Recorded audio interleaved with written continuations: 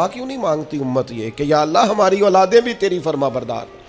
ہر وقت ان کے لیے رزق ہی مانگتے ہو، صحت ہی مانگتے ہو، اچھا کاروبار ہی مانگتے ہو؟ یہ دیکھو جناب ابراہیم کیا مانگ رہے ہیں، کہتے یا اللہ ہماری اولادوں کو اپنا فرما بردار رکھنا، کہ تیرے نافرمان نہ ہو، اپنا وجعلنا مسلمین لکا، اے ہمارے رب ہمیں اپنی بارگاہ کا فرما بردار رکھنا، ہمیں گردن جھکانے والا بنانا، ہم تیرے حضور جھکے رہیں، وَمِن ذُرِّيَّتِنَا أُمَّةً مُسْلِمَةً لَكَ، اور ہماری اولاد میں بھی ایک امت کو اپنی فرما بردار رکھنا، آنے والی نسلیں بھی تیری فرما بردار رہیں۔ اصل تو قبولیت ہوتی ہے، دعا فرماؤ قبولیت نصیب ہو، ہم کوئی عمل کریں تو اس کی بارگاہ میں وہ قبول ہو۔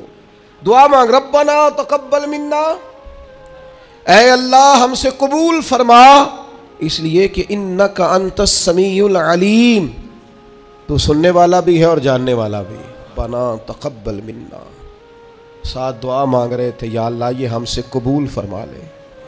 اللہ ہم نے کوشش کی تیرا گھر بنانے کی، ہم نے جد و جہد کی، اس کی بنیادیں، ربنا تقبل منا، اللہ اسے قبول فرما لے۔ اصل قابلیت نہیں ہوتی۔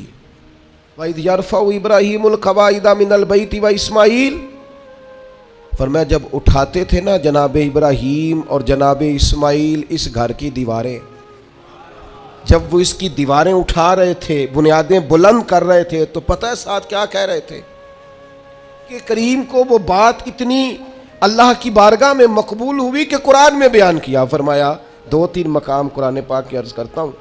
پہلے دیکھیے سورہ بقرہ ہے، حضرت ابراہیم علیہ السلام اور جناب اسماعیل علیہ السلام خانہ کعبہ کی تعمیر کر رہے ہیں۔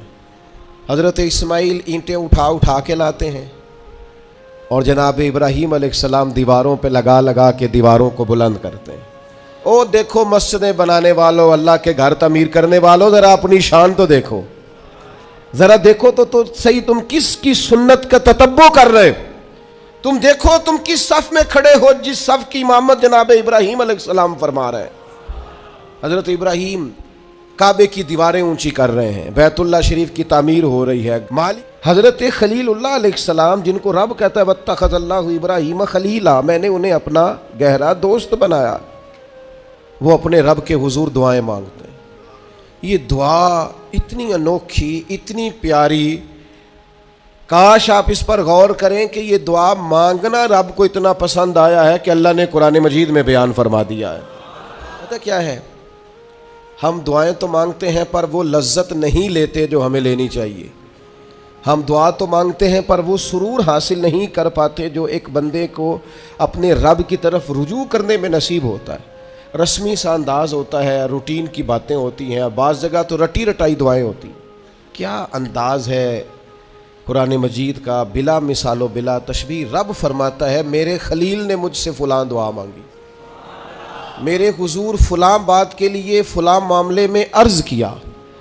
اس پہلو میں جناب خلیل اللہ علیہ السلام نے میری بارگاہ میں کشکول طلب دراز کیا۔ انداز تو دیکھیے کتنا انوکھا ہے، کتنا نرالا ہے، اور یہ جگہ جگہ پہ قرآن مجید میں حضرت ابراہیم کی دعائیں موجود ہیں۔ کبھی کوئی بندہ پیارا آ جائے نا، سمجھانے کے لیے مثال دیتا ہوں، تو انسان تبصرہ کرتا ہے۔ کبھی کوئی پیارا آدمی آتا ہے نا جس سے انسان بڑی محبت کرتا ہے،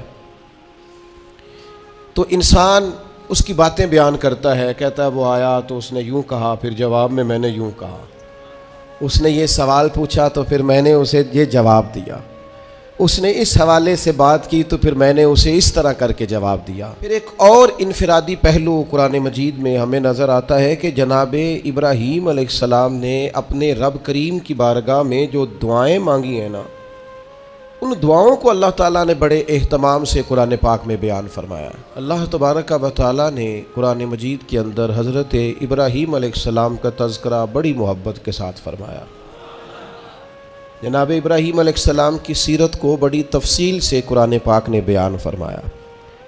رب کریم کا پتہ نہیں کتنا کرم ہے اپنے اس خلیل پر کہ جا بجا قرآن مجید کے صفحات، آیات یہ بھرے ہوئے ہیں حضرت ابراہیم علیہ السلام کے تذکروں سے، اور پھر اس کے ساتھ اور دعا مانگتے ہیں۔ پیغمبر ہیں، خلیل اللہ ہیں، اللہ تبارک و تعالیٰ کے برگزیدہ ہیں، ان کی عبادتیں، ریاضتیں، ان کی جد و جہد، ان کی تبلیغ، ان کی کوششیں اللہ کو پسند ہیں، اور وہ اس مقام پر فائز ہے کہ رب کریم نے انہیں اپنا خلیل بنا لیا ہے، پھر بھی کہتے ہیں کیوں نہیں مانگتی امت یہ کہ یا اللہ ہماری اولادیں بھی تیری فرما بردار.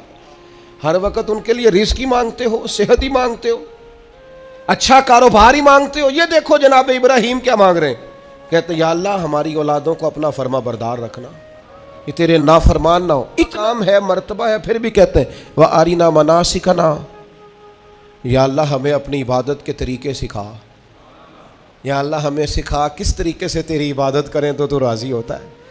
آج نا سب سے مشکل کام سیکھنا ہے، آپ کسی کو سکھا نہیں سکتے، سارے سیکھے ہوئے ہیں اللہ ماشاءاللہ. جس سے پوچھیں گے وہ کہتے ہیں اوہو تعلیم یافتہ ہوں، پڑھا لکھا ہوں، سند یافتہ ہوں، تجربہ کار بھی ہوں، اتنے سال ہو گئے فلاں کام کرتے ہوں.